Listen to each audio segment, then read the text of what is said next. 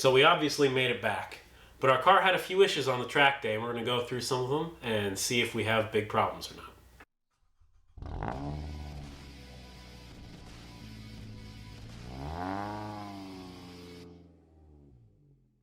Sup everybody, my name's Andrew and welcome to the Make It and Break It YouTube channel. Behind me, with the hood open, you see our Project Doritos Locos RX8 race car build. We just came back from our very first track day in this car, which is also my first track day ever. And we're going to go over some of the things that we found that were off about this car. And we're actually going to test a couple of them here in this episode, including a rotary compression test. Because if some of the stuff goes bad, we might have to completely change where we were going to go with this car build. A couple things we noticed about this is that our oil consumption was actually pretty low. We didn't consume very much at all. That could just be because we didn't get a lot of time on track due to our ignition issues. But also, maybe this car just doesn't consume enough oil. But you can see we have some jumper cables on here running over to one of my little chargers, which we've charged this battery back up because we're going to need it, because today we're going to need to do a compression test. So we saw some misfire codes in this car when we were launching onto the track for our first afternoon session. But I didn't feel like I was down power. Admittedly, I don't have a ton of seat time in this. So we kind of see these blue wires kind of down through here, like there. Those are our spark plug wires and the coming off the ignition coils. So with us not being down power, it probably means we're having a misfire on one of the trailing cylinders or trailing spark plugs. The rotary is unique in that it has two spark plugs, one that produces power, that's the leading spark plug, and one that burns up all the fuel, that's the trailing spark plug. So with us not being down on power, it probably means we were having a trailing spark plug issue, which I would normally just go replace. In fact, I have spark plugs to replace it. But we also have developed a hard starting issue when this engine's hot. This happened after the track day. I was driving it around, driving it to the shop and everything. And the car will start fine when it's cold. In fact, you might even see some of that here, because we have to go drive this around real quick. But when it's hot and I haven't let it sit for a while, it'll take a long time to start. Normally it's like, half second to a second cranking go. And before the track day, it was also hot, half second to a second crank and go. But now you have to sit there and you notice it's a distinctly longer crank to get it start hot. So that can be a few things. I'm pretty sure this engine was swapped out at one point, but maybe they left the old starter in, which is much weaker than is required necessarily. So you'll have hot start issues. Maybe the battery was really low. So I did put it on the charger, both for checking that and because we're going to do a compression test. So one of the other things that a hot start issue could be saying is that our apex seals, which are kind of, I'll throw up a little rotor thing here. They're the seals on each corner of the rotor. Our apex seals could be worn out or wearing out, which would require us to pull the engine, replace the seals, all that jazz. Or we could have weak our coils could be going, there's a lot of things that be going on. But the thing that could cause us to want to pull this engine is a bad compression test. So I've actually got a rotary compression tester here we're going to try out. And that's the first thing we're going to do today before we start doing some of the other stuff. First things first, when you're doing a compression test, you need a charged battery. So we've got our battery charger hooked up. And then you need the car at operating temperature. So we're gonna pull the battery charger off, go for a bit of a drive, get everything all warmed up, bring it back into the garage, and then go to the next step.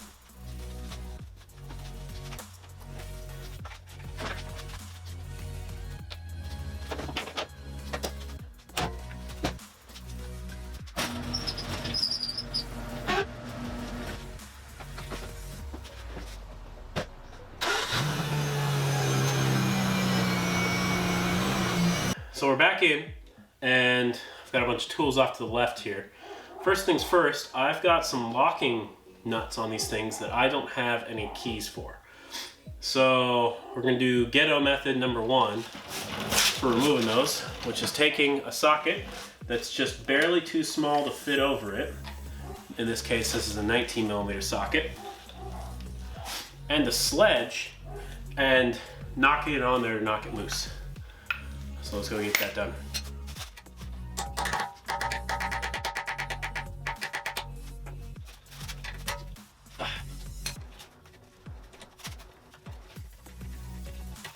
And it comes out.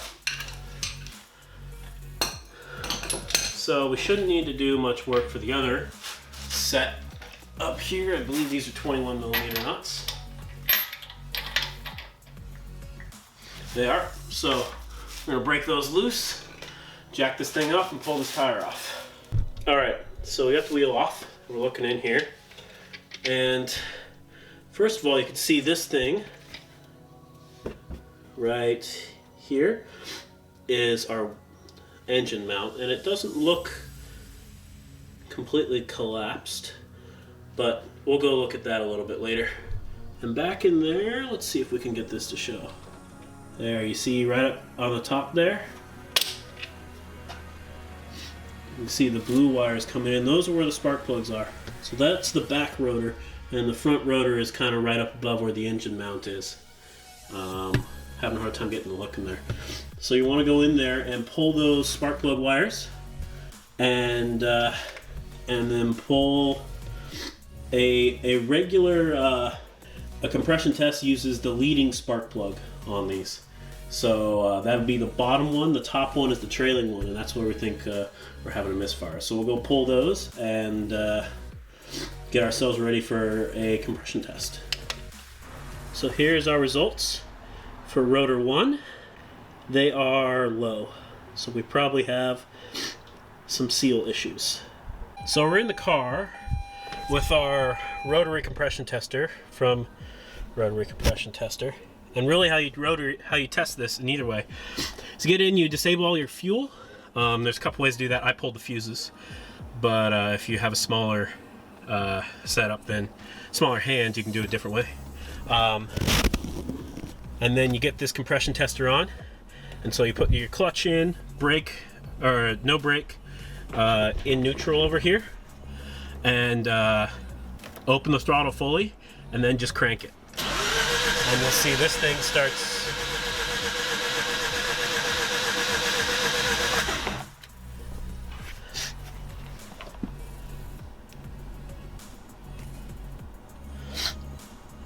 and it'll give you numbers here. So it gives you raw numbers, which is this one in PSI, and then corrected numbers in PSI, bar, or hold on, kilograms.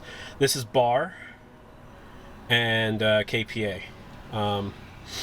So you'll use this and you go check a chart. The engine has cooled off since I don't have giant gorilla hands since I have gorilla hands. The engine is cooled off from our first test a little bit, so these PSI numbers would be higher than expected at normal operating temperatures. So I'm gonna go put it in the front one again and see if I guess I'm not gonna go put it in the front. But so these numbers would be higher than we would expect, and even one of those is showing at 89 PSI, 6.8 bar. So that's a little disconcerting. Well, that's a little depressing. I was hoping I bought this thing with a good motor I wouldn't have to pull an immediate rebuild. But yeah, it looks like our front rotor is severely down on compression on at least two sides of the Dorito. So that is a little sad. So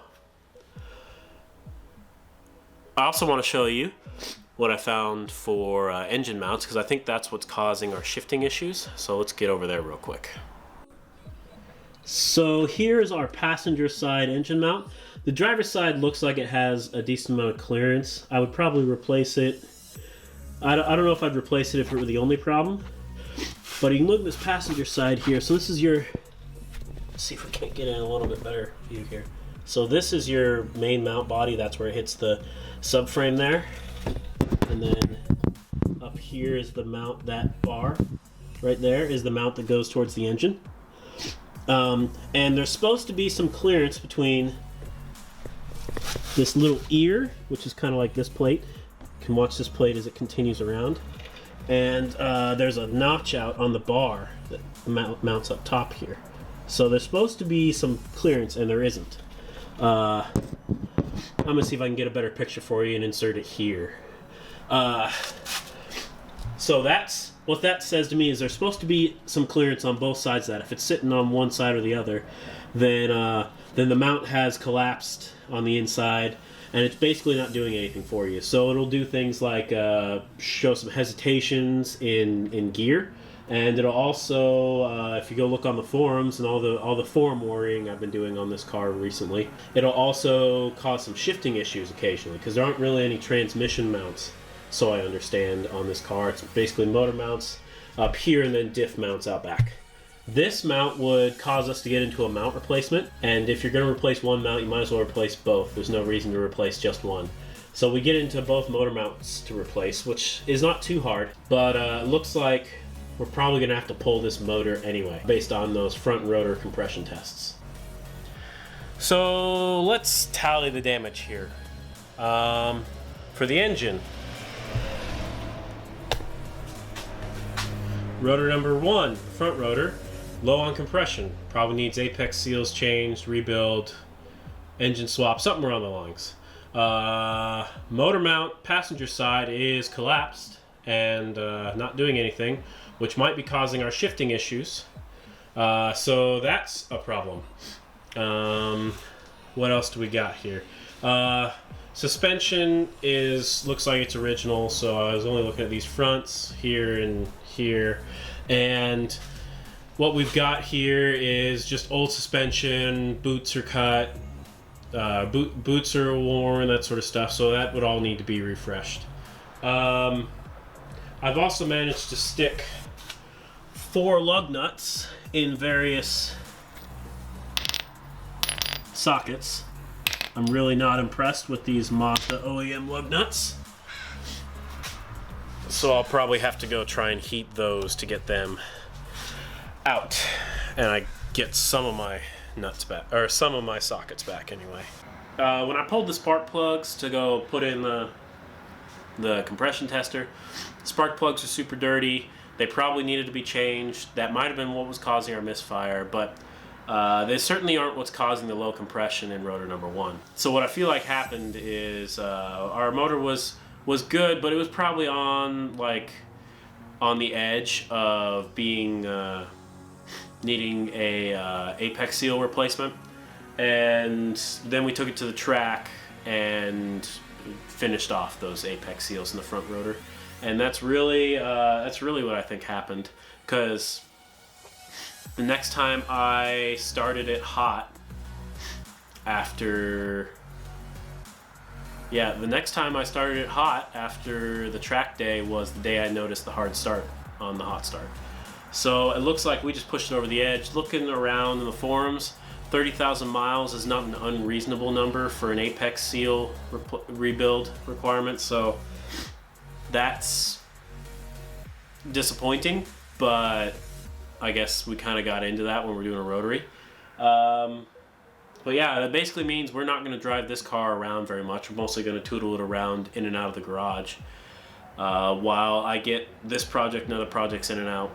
And that leaves us in kind of a crossroads. So right now we're about to start really getting hot and heavy on the Ute build. And to do that, I'm going to need this garage to do a lot of the fab work. What I can't do is pull the motor from the RX8 and leave it here and do the rebuild right now. So I'm going to throw this to you guys, actually, the viewers. I'm interested to see what you guys want to do here. With a rebuild or motor replacement, and truthfully, if we get a motor replacement, oftentimes they come with a transmission too, so we might as well replace the transmission. But with a engine rebuild and or replacement in the works, we have a couple options. I can next few videos in this thing, when we come back to it, I can go through a rebuild with you guys. Do like a full-blown pull the motor, open it up, look at apex seals, hope everything's good, replace it. I can do a motor swap. We can go get an extra rotary Renesis. I'm not really looking at doing a 20B or an RX-7 rotary swap because some of the stuff changes, and if I'm going to do a motor swap in this one, I'd rather do something different than just an RX-7 triple rotor or quad rotor. That's kind of been done. It'd be cool, and if you guys really want to see that, I'd consider it. But if we're gonna do a motor swap, maybe 2JZ swap it, 1UZ, pull a V8 from like a Japanese, like the Toyota 1UZs. I think it's Toyota, isn't it? We could LS swap it. I think there's kits out there, and I could try to bang one together with one of those kits and everything else that we need to do, and drop an LS with a CD09 or something in here. I'm really interested in what you guys want to see on this build. Now that we're gonna have to pull the motor, and I'm not gonna get to do necessarily all the racing with it that I want to do this summer. So it's gonna go from a little bit from a. My goal is to make it a seat time car. So I'm not gonna go too crazy with everything. Like if we do a motor swap, like we're not gonna suddenly go, 600 horsepower, and huge brakes and everything else. We still want to keep it, do as many race types as possible with this car, because why not? But I'm gonna throw that to you guys. Tell me what you think down in the comments below, what you guys want to see here. You want to see a full RX-8 rebuild, you want to swap a new engine, which we might do anyway even if we're going to rebuild, so I'd have 2 rotaries available, or do you want to see some crazy engine swap, which will take more time, take more money.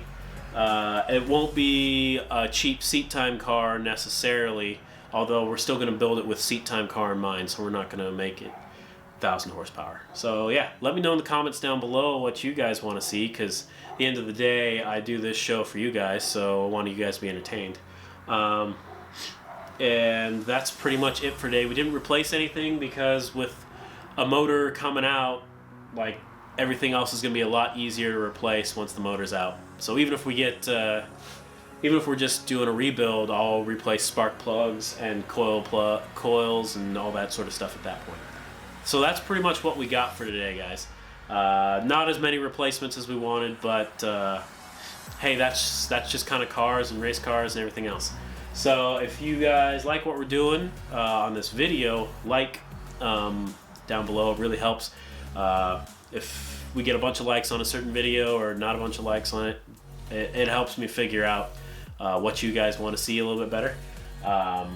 Comment down below. Let me know what you guys want to see with this thing. I'm going to take a little bit of a break and probably have the RX-8's time slot taken up by Project Ute stuff for a little bit as we get going on that. And then if you like what we're doing with the Project Ute, with this RX-8, I got a couple other projects coming up here that I need to start working on. So hopefully you'll get to see the, if you haven't already seen them, hopefully you'll get to see the reveals for those.